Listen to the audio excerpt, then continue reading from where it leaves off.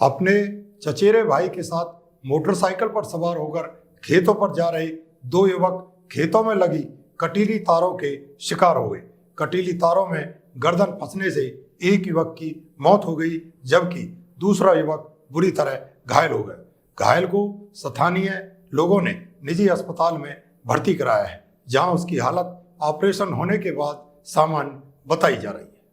ये नज़ारा फरीदाबाद के बल्लभगढ़ में सागरपुर गांव का है, जहां अपने खेतों पर जा रहे दो भाई खेतों में लगी कटीली तारों की चपेट में आ गए। बाइक चला रहे प्रशांत नेहरा की मौत हो गई और जब उसे हॉस्पिटल ले जाया गया तो डॉक्टरों ने उसे मृत घोषित कर दिया।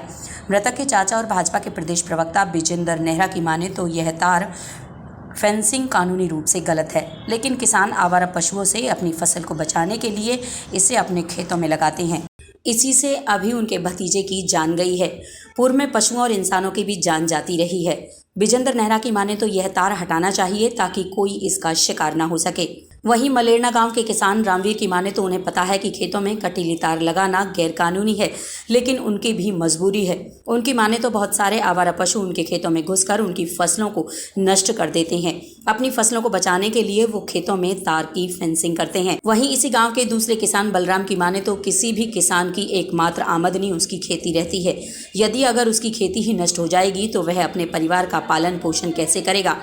बलराम की माने तो उन्हें बहुत अच्छी तरह पता है कि खेतों में तार फेंसिंग करना जानलेवा है और गैरकानूनी है, फिर भी मजबूरन उन्हें तार की फेंसिंग करनी पड़ी है। क्या नाम है आपका? बलराम जी। बलराम जी, कौन से गांव के किसान हैं? मलेरना के जी। मलेरना के। बलराम जी, आए दिन ये हादसे होते रहते हैं तार फेंसिंग की वजह से, तो आप पहले ये बताइए कि जो ये तार फेंसिंग करते हैं आप किसान, तो कितनी जायज़ और नाजायज़ है? ये तो नाजायज है जी। नाजायज़ है। हाँ जी। तो क्यों करते हैं आप तार फेंसिंग ये गाय बाजार परेशान ना करें, इस वजह से मजबूरी है हमारी भी, क्या करें, सरकार कुछ करे। ये पशु आपको नुकसान पहुंचाते हैं? हाँ जी। क्या बढ़ जाते हैं, काफ़ी नुकसान करते हैं, खेतों में घुस खेतों में घुस जाते हैं। क्या नाम है आपका? मेरा नाम विजेंद्र नेहरा है। विजेंद्र जी, आपके भतीजे के संग हादसा हुआ है और आपके बेटे के संग भी, क्या है पूरी घटना? देखिए, भतीजा डेयरी से दूध लेता था, वो डेयरी से दूध लेने के लिए गया था। उसने पीछे बेटे को बिठाया डोलची पकड़ने के लिए, दूध वाली जो है, वो डेयरी पे दूध में थोड़ा टाइम लग रहा था, तो वो खेतों पे अपने जो फसल लगा रखी है मूंग की ज्वार की, उसको देखने के लिए आया।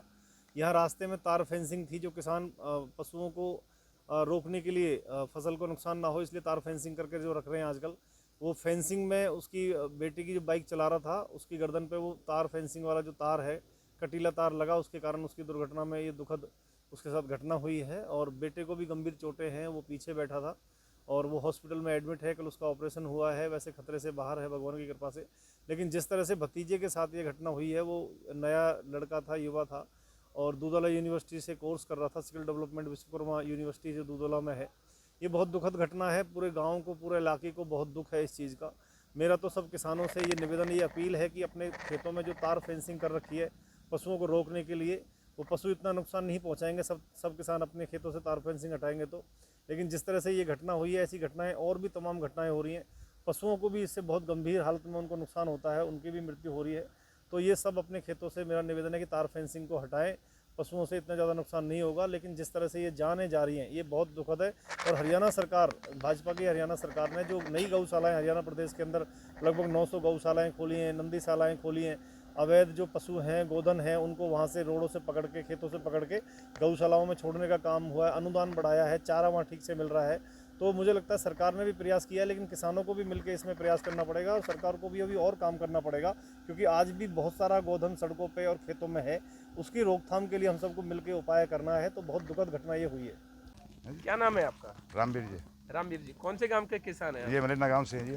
मलेरना गांव से हैं। ये जो तार फेंसिंग करते हैं खेतों में, ये जायज़ है या नाजायज़ है? नाजायज़ है जी वैसे तो ये, पर अच्छा, ये हमारी मजबूरी है जी। अब ये फसल है जो हमने लगा रखी है, ये आवारा पशुओं से बचाने के लिए हमें लगाने पड़े मजबूरी में। तो गवर्नमेंट कुछ ऐसा करे जो ये आवारा पशु है ये थोड़ा कम हो, हमें कुछ राहत मिले।